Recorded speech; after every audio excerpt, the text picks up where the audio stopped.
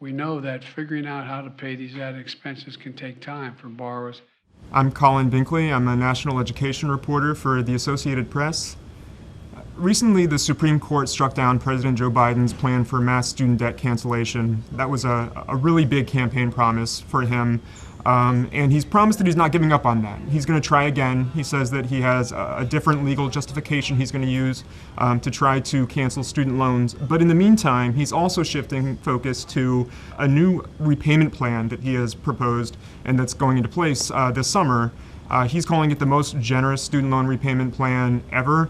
The goal is to reduce monthly payments for millions of borrowers and for some, erase their debt in as little as 10 years. So the federal government offers several different repayment plans for federal student loan borrowers. Under a standard plan, the way it basically works is a borrower's payments are divided into fixed equal payments over the course of 10 years.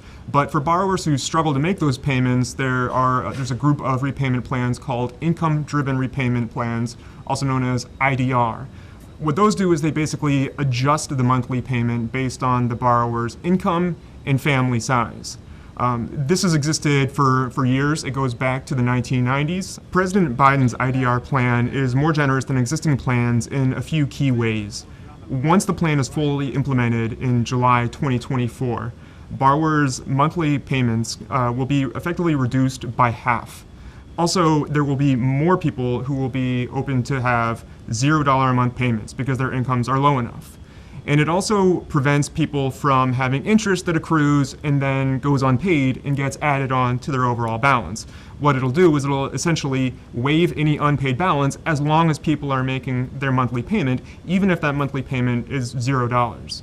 The Education Department says it's creating an application process that will open up sometime later this summer. They say they will notify borrowers once it's available. Borrowers can also enter one of the existing IDR plans known as Repay, and if they're in that program, they will automatically be moved into the new one. We know that interest on student loans is going to start accruing this September. The timing of this plan is meant to make sure that borrowers can apply and enroll in the new plan before payments restart in October. There are some different estimates around the cost of the IDR plan. The Congressional Budget Office puts it around $230 billion over the next 10 years. Some others put it at more like $350 billion or even more, depending on how many people enroll in the program. The cost is a big source of tension. Opponents say it's unfair to pass along that cost to taxpayers, including people who didn't go to college or people who already repaid their student loans. This new plan hasn't been tested in court, but just like President Biden's student debt cancellation, it could also face legal challenges. Some Republicans say it's a clear overstep of presidential authority, and some experts say that it's just a matter of time before there's another lawsuit against this plan. Supporters say that there's clear legal authority, that President Obama did something similar.